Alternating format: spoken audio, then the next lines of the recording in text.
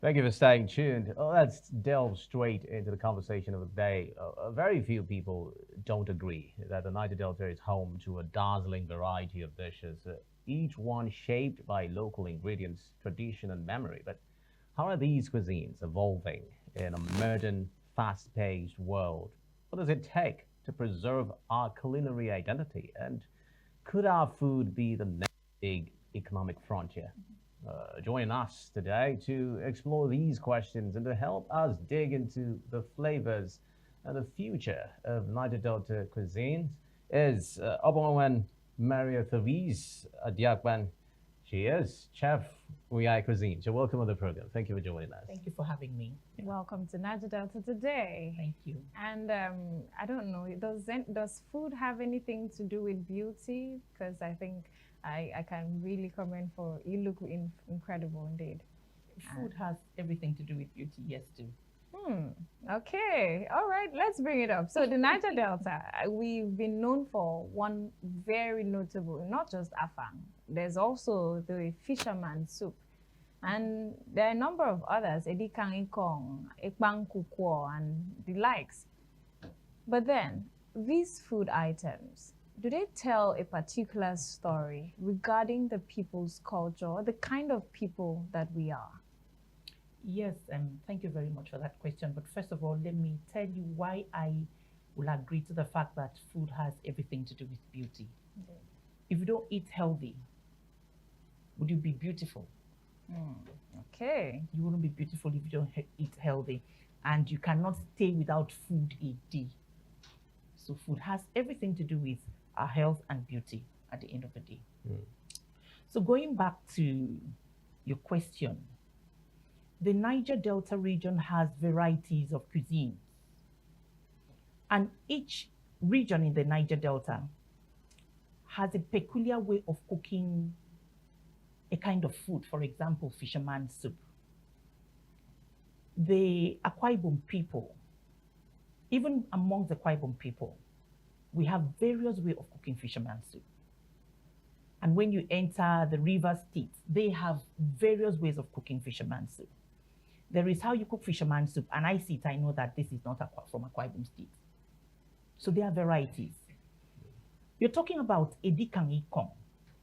There are various ways of cooking what we call, in quote, edikang ikong, vegetable soup. The Ibibio people are known to cook afere nkong, not edikang ikong. Afere nkong. It is the Uran people, Oron Okobo, by extension Efang, that cooks edikang ikong. So food in the Niger Delta region, we are very related with food, different ways of cooking, and we are very blessed. Indeed. I don't like the screen at this point because it makes me want to feast already. But getting to hear about the different ways or the different cultures having different ways of preparing the food. And does this have anything to do with the history? Or maybe are there some of those peculiar differences you can point out? Yes, absolutely. To every food, there is a story behind it. For example, I'll go back again to the fisherman soup. What is fisherman soup? How did it come about? At every time where the fisherman comes back from his daily job, whatever he gathers, by the time he removes what he's selling, he has to remove what he's taking to the house. So if he got different varieties of fish, water snail, clams, crab, whatever he gathers at that day, he will now take the wife's portion. And so whatever the fisherman gives the wife, you know a woman now, give a woman anything, she will multiply. And beautify it. And, you know. So whatever she gets from the husband, she will use that to cook the special delicacy. And that is where the fisherman soup comes out from.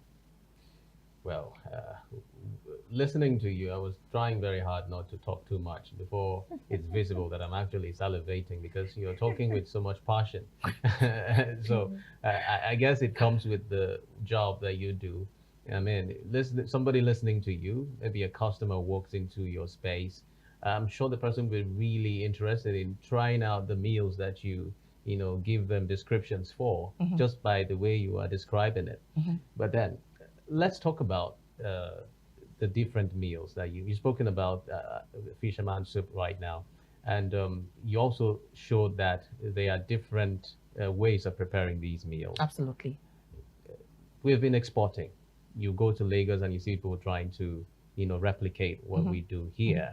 Do you think that the process of replicating these meals as locally prepared have been well carried?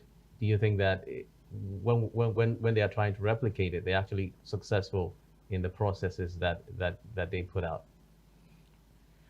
To every original, I will not say it okay, there's a copy. You will not call it I will not call it a fake. But it's not the original. But it's not the original. And that is why I am a disciple of documentation. When we're talking about culture and food, we should be able to document, to be able to transfer from one generation to another. The food culture we share right now in Nigeria, I tell people that we're on the national table. The Calabar food, I'll call the Calabar food, the Akwa Ibom, and the Fox-speaking people of Cross River State are the Calabar people. Why is that? Because we understand ourselves. We share almost the same culture as it relates to food, to fashion, to even language. So our food right now, the Calabar food, is on the national table. The Kong, the afang, plantain porridge, now MTN rice. I'm not a fan of MTN. It shouldn't be MTN. I will even prefer the native rice to MTN rice, the coconut rice. Is it copied well? Yes and no. By intermarriage relationship, by what trade relationship, we've been able to put our food on the national table. Maybe, for example, intermarriage relationship, an Igbo man comes in and marries an Akwa Ibom woman and likes some of the food. The sister-in-law comes in and says, oh, I love this food. How did you cook? And she's going back to cook. And she's adding curry to her own edikang ikong. Because she likes curry. Do you get me? So I'll not call that a fake, but I'll call it a copy. Because to every cook, whatever you cook, you are the designer. You own it. You have your own recipe. Yes, you have your own recipe, so you own it. It might not be what Uyai or how Uyai cooked, but because you love maybe to eat a green a lot, you now add green vegetable. You know the vegetable we call green. Add it to your own. So that is your own. I don't know if I've answered your question. Yeah, indeed. But that brings us to, there was a time when there was this war adding onions in Afang. And the conversation was, oh, you have murdered our food, adding onions to Afang. Is it a thing?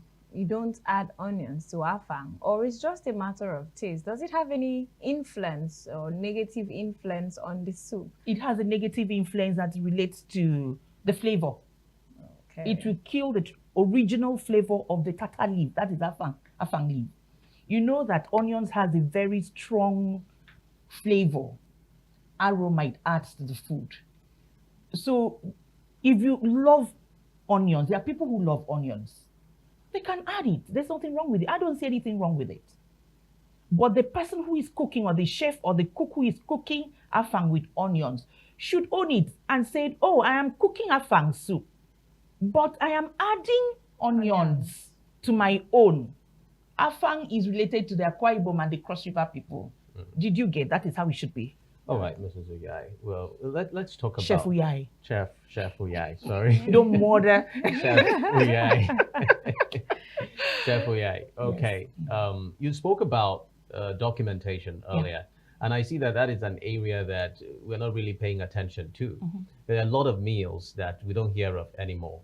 For instance, as a child, traveling to the village, I remember my grandmother preparing what we call mbegabapa.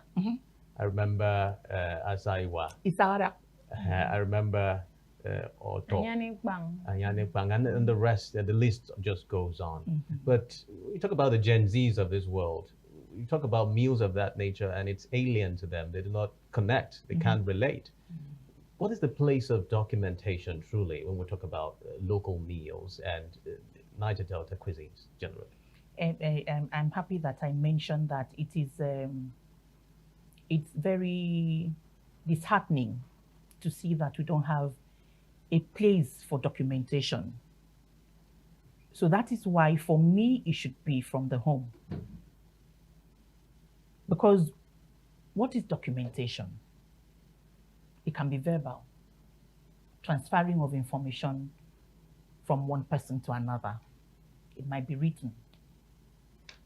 So even at home right now, most people, most women, most mothers don't cook those food that you just mentioned, because everybody now is working, not like in those days when you go to the village. Grandma wasn't working, or she wasn't a working class woman.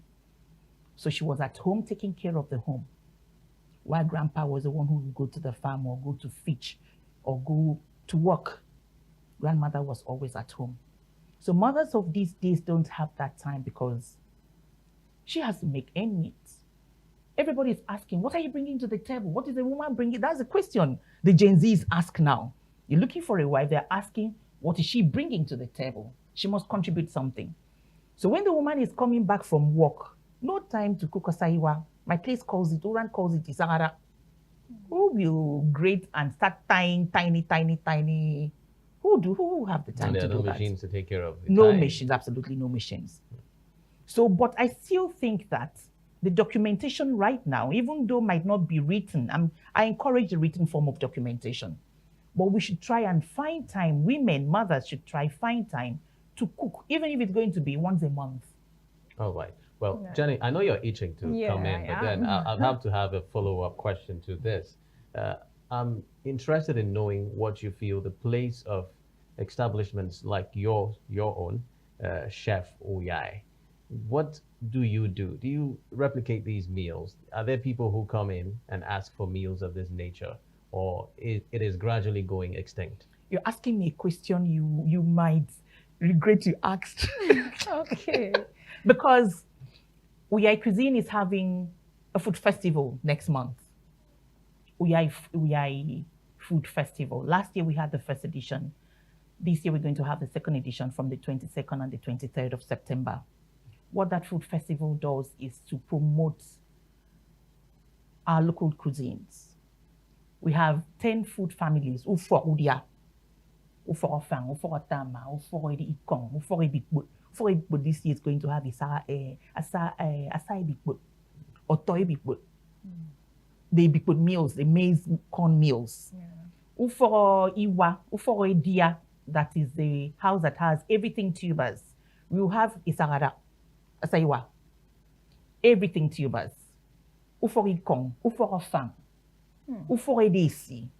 I can't wait already. So Uyai Cuisine is already doing what we can do to preserve, promote our local delicacies. Okay. Well, have I answered your question, please? You have. You said I was going to be disappointed, but I wasn't disappointed. Thank Rather, you. I was interested. Thank you. But I'll be looking at the aspect of people who would like to replicate this in the aspect of recipes. We see some areas where they document, write down, maybe publish some books with recipes, have those names or items publicized to also help others who would like to replicate that. We're working towards things of this nature. So people who are maybe the Gen Zs who are not aware of how they can prepare these meals, maybe follow up on such measures. I googled I forgot what I googled last week looking for Calabar food, Akwa Ibom food. I stumbled on a post on the internet that Edikan Ikong is owned by the Rivers people. And it broke my heart into pieces. Why is that? It is because, like I said, there are no documentation on our side. Oftentimes, stories are told the other way around because we have not laid a foundation as it regards to documentation. So the first person that says something about it, that is what it is. I know that there's a friend of mine in government who mentioned 2 years ago that they are trying to document Akwa Ibom food. We sat down, we discovered about 300 and something cuisines from Akwa Ibom, but it stopped. They didn't follow it up. When we did the first edition of Uyai Food Festival last year, we wanted to come up with a booklet. Every year, whatever we have in the festival, we come up with a booklet so that people who would want to replicate can. I told myself, okay, since we couldn't do it that first edition, we'll do it in the second edition. And the second edition has come because we don't have sponsors, we don't have people who come in to want to be part of the festival. So I'm pushing it again to next year. But Chef Uyai cannot do everything. So I'm calling on foodies, government, establishments, because this is really what they should do to help us. All right. So we'll dock the conversation with an aspect that brings us to the commercial and economic value of these meals. We know that there's a global movement around culinary tourism and scaling of local foods like the ones produced in the Niger Delta region. What scale would you place how globally known these meals are? Are we still at the elementary stages, or are there steps we can truly take towards ensuring that our meals are global? I know that there are kitchens dedicated to the aqua cross meals outside the shores of this country, but can we scale that? On a scale of 10, that our food is outside Akwa Ibom State, on the national platform, first of all on the national platform, on a scale of 10, I will score us 8. There is no way you will have a sign, Calabar Kitchen, and you don't have customers. You start drooling already. Calabar Kitchen is not because it is a Calabar man or a Calabar woman that is cooking it. It is because of the brand Calabar Food. So it just sells itself effortlessly. Absolutely. And then if you go to the 5 stars, the 3 stars restaurants or hotels today in Nigeria, the food on the menu is dominated by Calabar food. You have a Fiai Fere. They call it white soup. It's not white soup. It's a Fiai Fere. Fiai Fere. I hope the audience will. A Fiai Fere. So it's important. The name is important. Ofe Nsala is not a Fiai Fere. It's not white soup. Okay. How can a Fiai Fere be white soup? So you see white soup on the national menu right now. You see plantain porridge. Plantain porridge is from Calabar, Akwa Ibom and Cross River. It's a Niger Delta food. Right now, the Yoruba people are eating it like crazy. So internationally? Okay. So internationally, on a scale of 10, I'll give 5, which is very fair. There is no way in the world that you will not find Nigerians. You go to anywhere in the world and you don't see Nigerians, run away from that place. It's unsafe. It doesn't have economic value. So anywhere you have Nigerians, the first food that Nigerians will relate to or with is a Calabar food. It's a Niger Delta food.